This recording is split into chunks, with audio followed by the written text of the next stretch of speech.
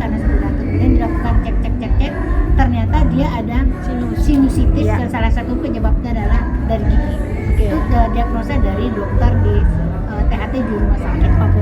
Kemudian dia telepon saya karena kan saya dokter giginya dari zaman dulu sampai sekarang. Hasil keluarga memang saya handle. Jadi saya bilang kepada dokter klinik, saya periksa. Jadi memang gigi Asanti itu, yang gigi belakang itu memang posisinya di dalam sinus. Jadi apabila terjadi karies, jadi memang ada gigi yang memang posisi akarnya di dalam sinus, ada yang di bawah sinus. Jadi gigi tulang baru sinus. Kalau dia gigi akar gigi langsung sinus.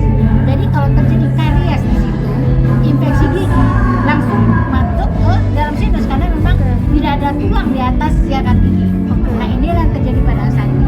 Kebetulan giginya itu gigi belakang yang tidak ada veneernya. Jadi gigi belakang yang memang karies. Nah itu yang kemarin kita bantu untuk mengoperasi. Saya sedot nanah, ada memang nanah di situ, pus. Jadi itu yang kita sedot sehingga pas waktu selesai disedot dia langsung lega pernapasannya, penciuman mulai kembali. Nah sekarang tinggal recovery. Itu berapa lama dok untuk kemarin tindakan sendiri? Tindakannya tuh cepat ya, saya bilang tuh cuma 30 menit kan sampai. Oke. Dan itu memang mengeluarkan nanah. Iya nanahnya memang ada nanahnya. Jadi saya setelah lakukan pemeriksaan, dari kan kita nggak semena-mena pakai. Kita pakai CBCT dulu, kita lihat klinis. Memang itu ada nanahnya, baru kita lakukan tindakan operasi kecil sih. Oke. Setelah operasi kecil, kemudian gigi yang karies itu langsung kita tangani di bagian kiri itu ada bagian perotang saraf, endodontik namanya spesialisnya. Nah itu langsung ditangani dokter spesialis. Jadi setelah saya operasi, dokter spesialis endonya langsung saat naik ke atas untuk dilakukan tindakan endodontik perawatan akar. Dan itu baru satu sisi ya dok ya, belum? Baru satu sisi.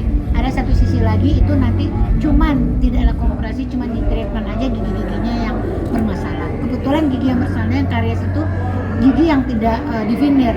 Oke, dok ini kan memang riwayat Asanti kan baru kali ini terkena sinus kronis ya dok. Memang ini efek dari gigi atau seperti apa sih dok? Jadi kalau saya lihat dari diagnosa dari dokter THT dan saya itu satu suara. Jadi itu memang dari gigi. Kenapa? Karena memang posisi giginya itu saya bilang tadi, tidak semua orang karies bisa menimbulkan sinusitis. Tapi pada saat giginya memang berada di dalam rongga sinus, akar itu kan di atas gigi belakang ini, di atas itu kan langsung sinus.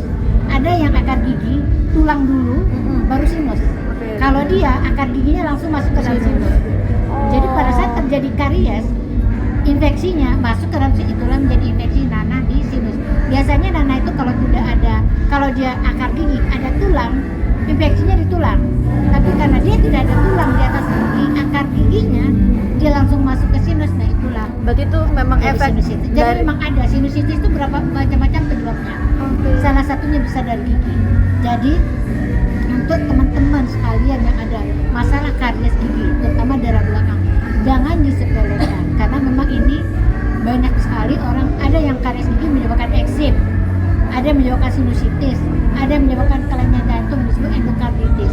Itu apa? Ada bleeding infeksi dari pembuluh darah. Kalau sinusitis itu dari akar giginya infeksi karena posisi giginya berada di dalam sinus. Itulah menyebabkan dia jadi sinusitis. Tapi kalau posisi gigi tidak di dalam sinus, kemungkinannya kecil untuk terjadi sinusitis. Berarti kemarin dilakukan pembedahan ya dok ya, untuk mengambil cairan sinusnya, sinusitis. Berarti sudah bisa, artinya lega itu ya dok ya? Iya, jadi lega, dia jadi pas habis ditindak dia langsung dia bisa nafas. Tadinya kan hidungnya kayak kesumbat. Akan lagi langsung bisa nafas. Tindakan kembali kapan dok?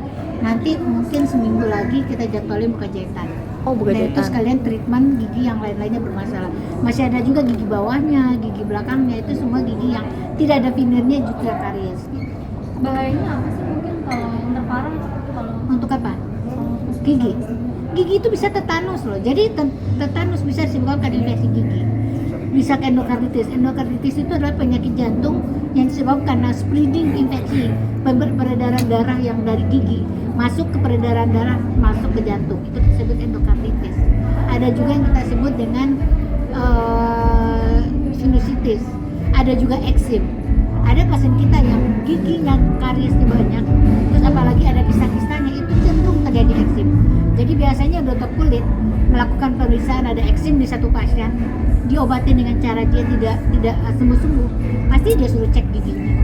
Nah, segitunya pentingnya gigi. Kadang-kadang kita kan menyepelekan.